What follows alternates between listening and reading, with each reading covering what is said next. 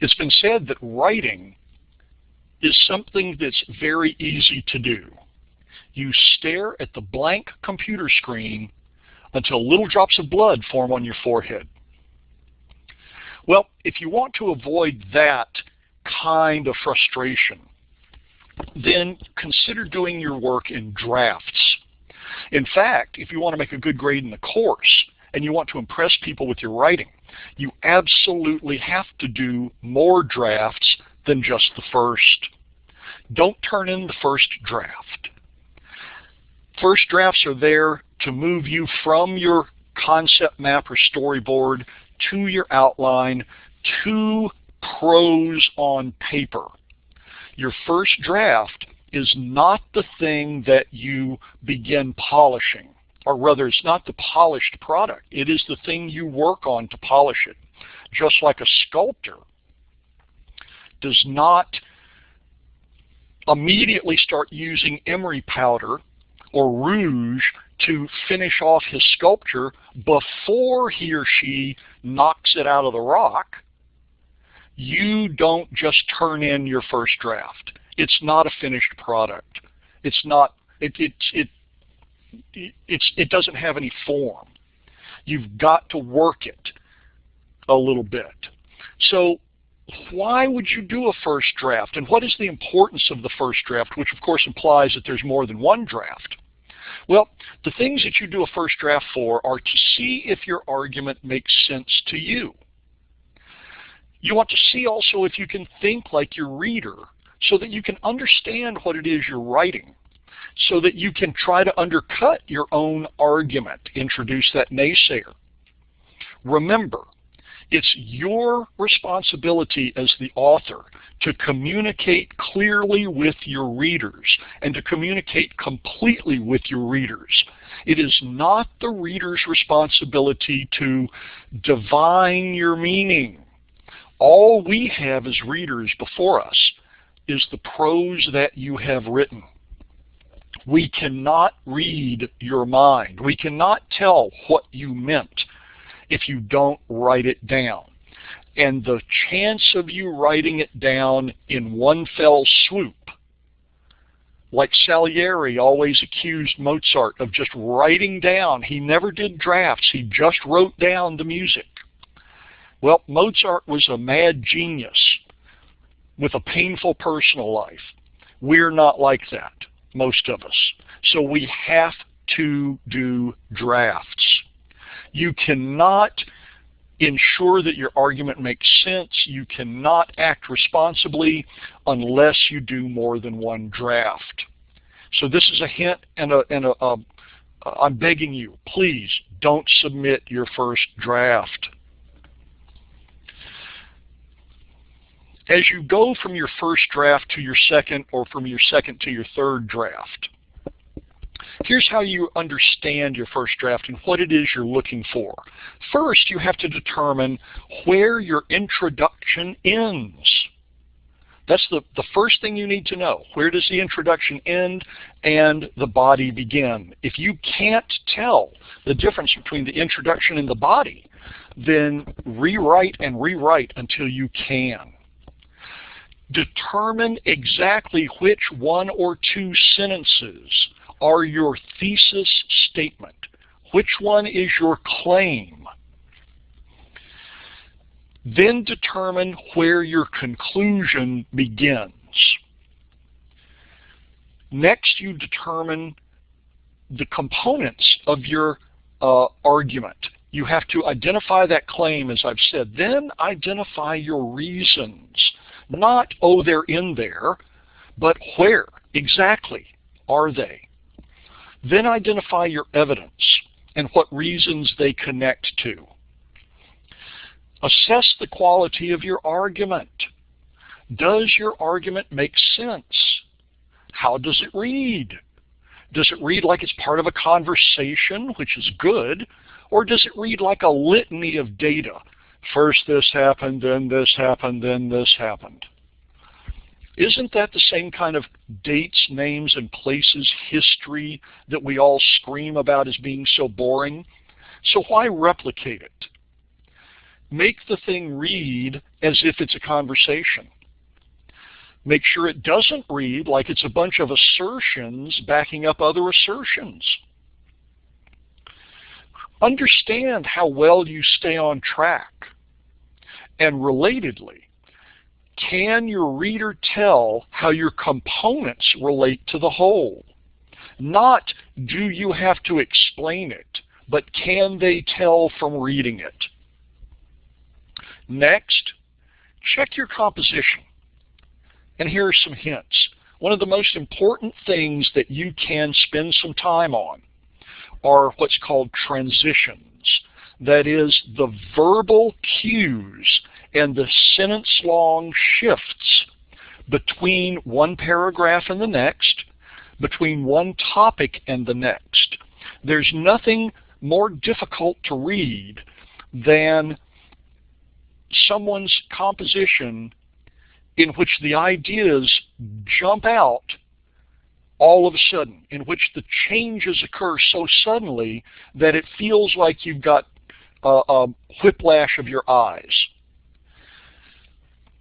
Make sure that you lead the reader by the hand through your argument and let that reader know when you are changing the topic.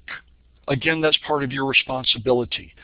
Get them smoothly from one point to the next, not jerkily from one point to the next. Pretty soon, too many jerks around, and pretty soon you feel like you're riding on a bumpy road. And it's just an unpleasant experience to have to finish reading it. Something else that you can do is to repeat concepts to stay on track. Don't repeat mindlessly and thoughtlessly. Don't, for example, repeat a character's name at the beginning of every sentence for 4 sentences in a row. That's mindless, thoughtless repetition. But if we need to tie some loose ends together 3 pages down from where you've already written about a set of circumstances, reintroduce those circumstances. Don't just jump in with a person's name again. Give us the whole name. Sometimes you even have to remind us of who they are. It's not because we're stupid, it's because you're bringing these loose ends together, and you're helping us tie that knot between them. Use word and verb choices correctly. Make sure your word choices are correct. Make sure you're using prepositions correctly. Use the active voice of verbs, not the passive voice. People do things. Things don't just happen. When you write as if something occurred, a law was passed, that's passive voice. Congress passed a law, that's active voice. It's sharper, it's more forthright, and it actually indicates the agency of the actor better than passive voice. Most of us use passive voice out of habit. We're shy, we don't really want to blame anybody, but we're not blaming, we're explaining. So explain it as if people did things. Use active voice. By the same token, all of the stuff we talk about happened in the past. Let the past be the past. Use simple past tense, not the present tense, unless you're writing about what an author has said or has written. But when things happen in the past, they completely happened in the past. Use the ed form of the verb. Also, do not use this future past. This X would occur. That's passive also. He would jump later on. He already jumped. It was 200 years ago. Come on. Okay? Would do X. Don't use it. If you see the word would, W-O-U-L-D, in your writing, you really ought to fix that. Make sure that all unusual terms and concepts are both introduced and explained. And anytime you go to an acronym, those initials used as the standard identification, the first time you use it, you have to use the entire word and then put the acronym in the entire title and then put the acronym in parentheses.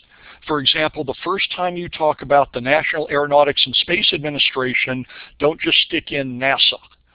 You have to call it the National Aeronautics and Space Administration, parentheses, NASA, and from that point on you can use NASA. Okay? Quote correctly and engage your quotes like we discussed in that particular lecture. Make sure your citations are correct as you move from one draft to the next. And make sure your paragraphs focus on a single topic. I can't tell you how many paragraphs I've read in the last 6 months that went on and on and on for 3 or 4 or 5 topics over the course of 2 pages. Listen, William Faulkner couldn't get away with that junk. You ain't William Faulkner. You can't get away with it either. Every paragraph has its own topic. There might be some transition sentences that sound like a different topic. There might be some other information in there, but every paragraph should stay on one topic. If you have a paragraph that goes for more than about 2/3 of a page, you better scratch your head about it. That's a rule of thumb. Sometimes that's a good paragraph. Most of the time it's not. Okay, let's sum up.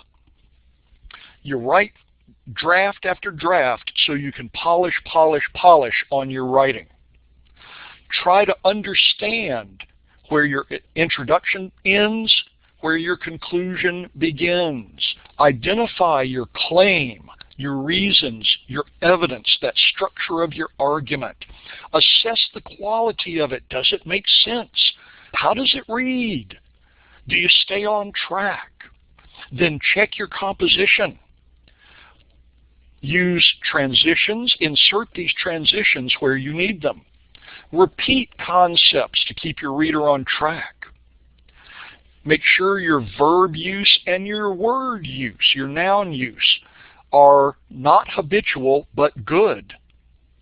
Make sure you introduce all terms and concepts. Make sure you quote correctly. And this is for your second draft. When you go from your first draft to your second draft, fix all these little problems. Make sure your citations are correct and keep your paragraphs to a single topic. And with that, I'd say thank you very much.